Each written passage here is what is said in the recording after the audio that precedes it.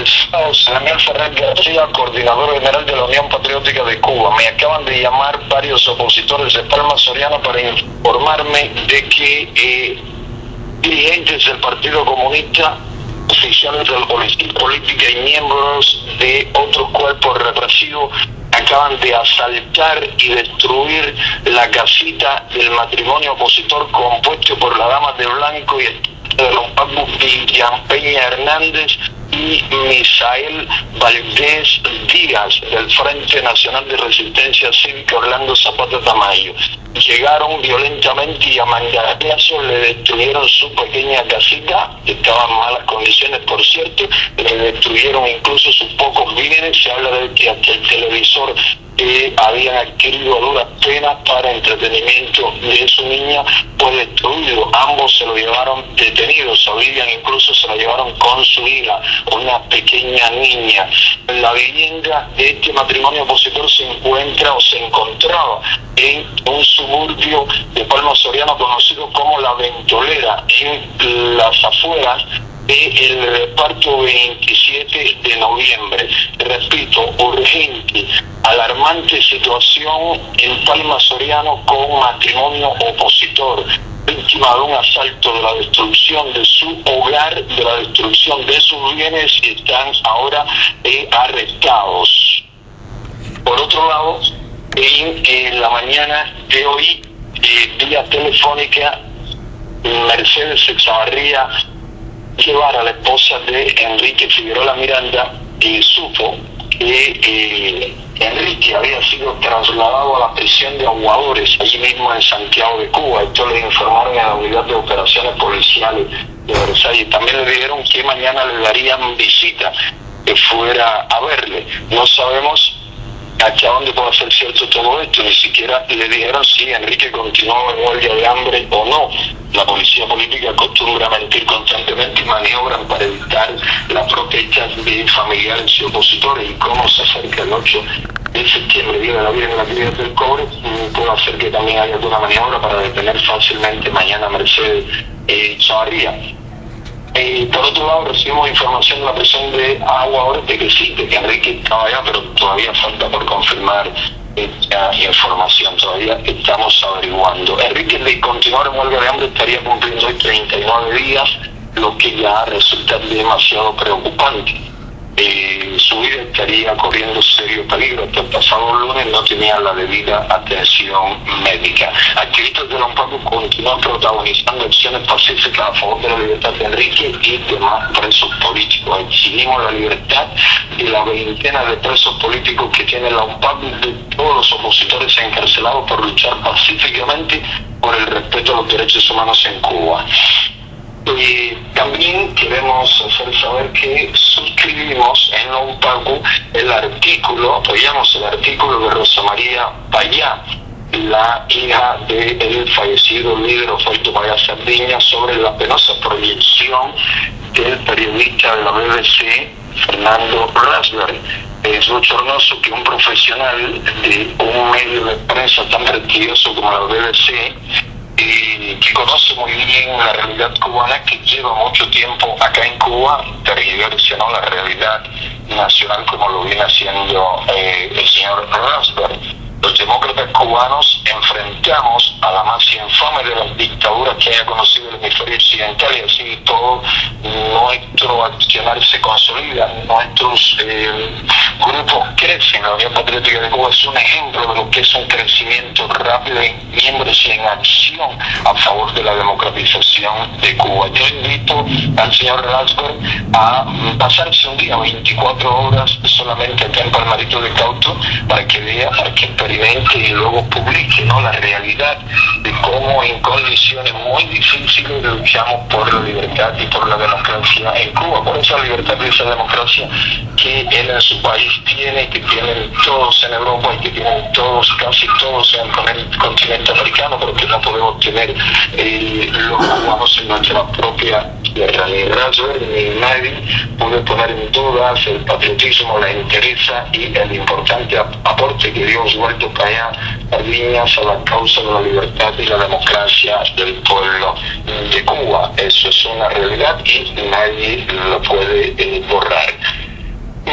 continúan las No, detenciones. José Daniel, este periodista no es por casualidad el que está casado con una cubana y lleva mucho tiempo dentro de la isla, que incluso todo parece indicar que hay alguna especie de presión o hasta de chantaje encima de él para que él publique los artículos poco críticos, es decir, lo que saque hacia la BBC y hacia el exterior sean artículos y cosas poco críticas al régimen. Ese mismo, él es muy conocido ya por eso, como hay otros periodistas también que trabajan para serios medios de prensa del mundo libre, que la policía política con sus mecanismos de chantaje, de presión y por otras razones, ¿no? Como para que no pierdan el permiso, ¿no? Para ejercer el periodismo desde Cuba. Recordemos lo que pasó con Mauricio Wiesen del periódico El País de España, que le cancelaron se le venció su permiso en Cuba y luego no quisieron reanudárselo, precisamente porque informaba veraz y objetivamente sobre lo que acontece en Cuba. Parece ser que sí, por ahí vienen las cosas. El señor Rasler no quiere irse de Cuba y quiere seguir llevando su vida de privilegio, porque todo periodista, toda persona que viva con estatus de extranjero en Cuba tiene un nivel de vida, tiene posibilidades que no puede tener el trabajador cubano, que no puede tener el profesional cubano, que no puede tener el ciudadano de a pie en Cuba.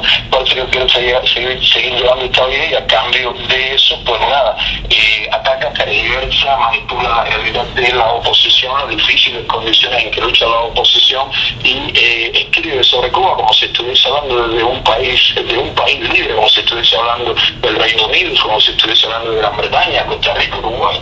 Parece no darse cuenta de que la realidad es bien diferente, que este es un mundo orwelliano, un mundo muy similar al descrito, ¿no? Por ese inglés que muy bien lo escribió George Orwell, el nombre es el seudónimo como escritor, y precisamente en eso vivimos algo muy parecido a la rebelión en la Granja en 1984, y él no quiere entender esas cosas. Tal vez sí le entienda, pero sabe también que si publica algo que no le agrada al sistema, lo pueden expulsar de Cuba y no volver a ver más a su pareja. Y el chantaje emocional es uno de los más efectivos que utiliza el aparato de inteligencia cubano para mantener a la gente, al menos, si no a su favor, al menos callado y no crítico del sistema. De todas cosas, de todo eso lo utilizan no solamente con periodistas, no solamente con políticos, no solamente incluso con personas de la iglesia, con pastores de iglesia protestante, con sacerdotes católicos. El chantaje, la presión es uno de los métodos que más resultados le garantizan a la tiranía, y el régimen castrista es experto como poco, ¿no?, en trabajar en este campo. Eso da más resultados incluso que la represión brutal, sí, claro, que la muerte, que la tortura, que las agresiones. Eso era así. Mira, continúo hablando de la situación con las detenciones arbitrarias contra activistas de la Unión Patriótica de Cuba en Oriente y Occidente. Esto ocurre diariamente. Ayer fueron detenidos varios activistas acá en Palmarito de Cauto, y luego fueron liberados en horas de la tarde y de la noche.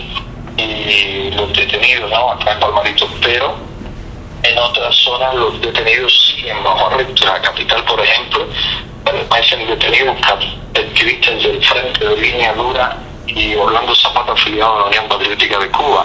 Esos detenidos son José Antonio Pompa, Damián Prieto, Narciso Novoa, Alberto González, Alberto Sosa, Eduardo Ramos, José Martínez, Raiza Hernández, Manuel Puy, Juan Francisco Bofil, Manny Novoa, Héctor González Salazar. Estos fueron detenidos hace 2 días, el pasado día 4. Ayer día 5 fueron detenidos Enrique Díaz Rodríguez, 9 de la mañana, y Jorge Echeverría González a las 9 de la noche aproximadamente.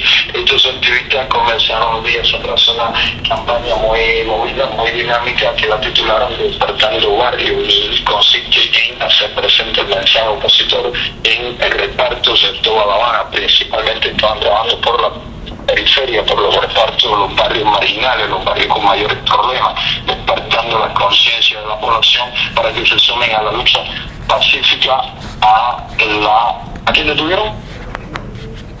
Sí, mira, disculpa que interrumpa el orden de lo que te estaba explicando. Acaban de detener, saliendo de acá de mi casa, a la dama de blanco Kenia Leguín, que vive, de esposa de Jorge Cervantes García, y y a una hermana. A última información, vamos precisando, después de detenerla y retenerla un rato, me llega la otra información de que parece que le dejaron ir. Esto vamos a confirmarlo. Y van saliendo de acá desde mi casa, como te decía, hace varios días vienen deteniendo todo el que entra y sale de acá de nuestra vivienda, y también tienen un inmenso operativo con todas las fuerzas represivas de la provincia en torno a nuestros activistas y a la zona del Santuario Nacional del Cobre, para que no entren ni la llama blanco ni nuestros activistas. A pesar de todo este operativo, los nuestros haciendo gala del entrenamiento que también damos en la Unión Patriótica de Cuba, porque en la Unión Patriótica de Cuba no solo enseñamos a las personas a defender sus derechos, a luchar de manera no violenta, les enseñamos también a burlar los operativos policiales por grande que sea, les entrenamos para ser eficaces, ser capaces en todos los terrenos. Así con todo este inmenso operativo 7 de Damas Blanco para entrar al Cobre, cuando el santuario está literalmente sitiado por fuerzas represivas de uniforme y también de civil, y algunos activistas de la UNPACU, que no vamos a mencionar nombres todavía ni números, están también dentro ya del terreno del santuario con la simple intención de rendir homenaje, rendir tributo a la Virgen de la Caridad del Cobre ahora en el día 8, cuando se conmemora el 400 aniversario de la YACU y presencia de la patrona de Cuba, ¿no?, en nuestra tierra.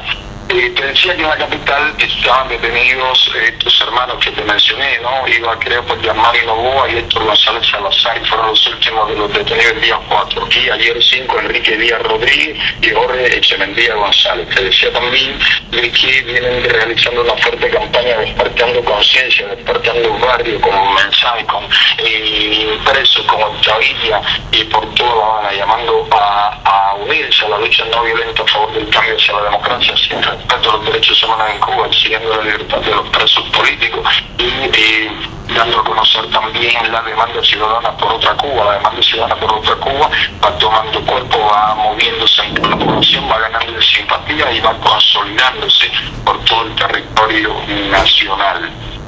Y las detenciones en la capital se deben a estas cosas. La prioridad de los nuestros en cuanto al mensaje de la población es precisamente eso, ¿no?, de que sin lucha, sin firmeza, sin valentía, sin entrega a esta causa no vamos a tener lo que todos deseamos: libertad, derechos, oportunidades, una Cuba justa, próspera, con todo y para todo, como quería Martí. En Palmarito de Cauto vuelve la policía política a robarle ropa blanca a una dama de blanco. Y el día 4 al activista Andrés Valdés Osorio la policía política le detuvo, le quitó 3 piezas de vestir de color blanco, propiedad de la dama de blanco Belki Cantillo Rodríguez. Agradecería que alguien me ayude a averiguar si existe algún precedente de tiranías que persigan de tal manera, con tal saña, la ropa blanca. La ropa blanca es símbolo de paz y pureza, y la sucia mente, la sucia conciencia de los teatros odian ambas cosas: odian la paz, odian la pureza, odian la sinceridad, odian la verdad. En el Cobre, en Santiago de Cuba, los controles, ¿no?, y los cercos policiales se han ido incrementando, están turnándose, incluso en los trillos, en los terraplenes, en el monte en torno al santuario. El operativo es solo comparable con el que pusieron en práctica en marzo pasado cuando una visita de Benedicto XVI. Ya han detenido a entre 6 y 10 llamas de blanco como mínimo, porque se saben de las detenciones, pero no se han podido precisar ni los nombres. Solo podemos precisar los nombres de Ana Celia Rodríguez Torres, Omagui González Leiva y Adriana Núñez Pascual. Se habla también de la detención de Yaricel Figueredo Valdés y de otras que vecinos del lugar vieron cuando fueron arrestados, pero como no le conocen no pudieron brindarnos mayores informaciones al respecto. Todo esto por lo de la próxima misa el día sábado, Día de la Virgen de la Caridad del Cobre. Sin duda hemos contabilizado más de 200 agentes y colaboradores vigilando por turnos, se turnan en la zona de la carretera que va hacia el Cobre y en los terraplenes, trillos y montes que puedan dar acceso al Santuario Nacional del Cobre. Con todo y la excesiva vigilancia, 7 damas de blanco ya se encuentran allí, como vi anteriormente, y activistas de la UNPACU. Vergüenza debería darle a los Castro tenerle tanto miedo a varias decenas de mujeres pacíficas. Aunque bueno, es claro, es entendible, ellos saben que el día de que no le repriman, el día que le permitan llegar a misa, el día que el pueblo vea que pueden marchar e exigir libertad y respeto a los derechos humanos, pues se sumarían cientos de mujeres en toda Cuba, y eso sería un ejemplo a imitar por cientos de ciudadanos en toda Cuba, y darían al plástico en la tiranía. Los presos políticos Marmos, Teler y Galán y Jorge Cervantes García se solidarizan con Enrique Figueroa Miranda. Ambos hablamos con ellos desde sus lugares donde se encuentran en la prisión, uno de Boniato y el otro en la sala de penados del Hospital Provincial de Las Tunas. Y se solidarizan, están muy preocupados por la situación de Enrique Figueroa Miranda.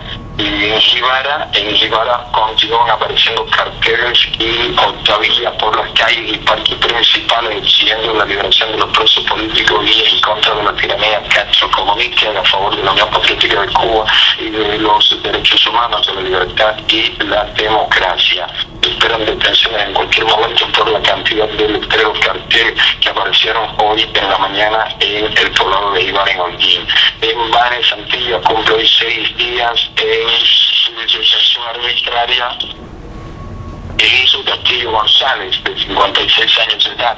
Ayer Cruz Melece, quien fue liberado allá en esta misma unidad policial después de 3 días de detención arbitraria, nos informó que Eliso Castillo estaba con una presión, que estaba subdiciso y no le estaban atendiendo adecuadamente, y estaban muy preocupados por su salud. De una persona con problemas de salud, la madre de él, una anciana también muy enferma, que fue golpeada, fue derribada al piso por agentes policiales, también muy preocupada, en un delicado estado de salud, ¿no? La detención de Eliso ocurrió el pasado viernes, cuando los policías querían registrarle arbitrariamente un maletín donde llevaban unos alimentos que le habían enviado unos familiares desde La Habana. Esto es en síntesis lo que tenemos por acá. Lo más preocupante ahora es el asalto, la destrucción de la vivienda de Peña Hernández y Misael Valdés Díaz en la Ventolera, reparto 27 de noviembre, las afueras del reparto 27 de noviembre en Palma Soriano. Las viviendas se le echaron al piso, las desbarataron según los testigos nuestros que nos dieron la información. Les habla Yusmari Chacón, dama de blanco, en la provincia de Guantánamo.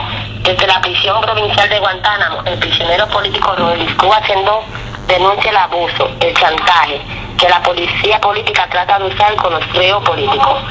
Y del Frometa Allen, preso político sancionado a 9 meses de prisión por un falso delito de resistencia, es miembro del Movimiento Cubano de Jóvenes por la Democracia. El día 4 de septiembre le suspendieron la visita familiar por no vestirse de preso. Se autoagrede en la prisión provincial de Guantánamo, Jovency Guerrero Azahares, ocasionándose graves lesiones en su cuerpo. Este joven de 28 años de edad y vecino de la calle 9 Oeste, entre 7 y 8 Sur, tiene trastorno mental. Ha tenido 11 ingresos en el Hospital Psiquiátrico de Guantánamo, Luis Ramírez López. Está sancionado a 7 años de prisión por el delito de atentado. El jefe de la prisión, capitán Cajigar, y el mayor Alcides Mejía, segundo jefe de unidad, lo mandaron a que matara si él quería, delante de los presos. En estos momentos se encuentra en el hospital psiquiátrico, según el prisionero político Rodríguez Cuba Sendó. Se encuentra en la prisión de Guantánamo, en el combinado, 4 jóvenes que en busca de libertad, arriesgando su vida, llegaron a la base naval de Guantánamo. La policía política se comprometió ante las autoridades de la base naval de devolver las viviendas y que nada le iba a pasar. Hoy tienen 5 meses de estar en prisión y acusados de desobediencia. Los jóvenes son Yunieski Noa Sánchez, Yurianis Noa Mato, Tomás Stevie Dominiquez y Joenis Gómez Maní. Aparecen en la provincia de Guantánamo, en la parte norte y este de la ciudad de Calderos, recibiendo la libertad de Jorge Cervantes, Enrique Figueroa, Joel Luis Cuba, Rogelio Carrillo, Diego Luis Rivera, Ángel Frometa, y también aparece en el centro de la ciudad de Guantánamo, Octavilla, con consigna de abajo el hambre, abajo el abuso policial, abajo la doble moneda, aumenten el salario de los trabajadores, Abajo la dictadura y libertad para todos los presos políticos denundados. Ellos están en prisión injusta. Ellos están en prisión injustamente. Luchan por una Cuba mejor, justa, libre y próspera. Les habló desde Guantánamo, Dama de Blanco y Marisa Colamo.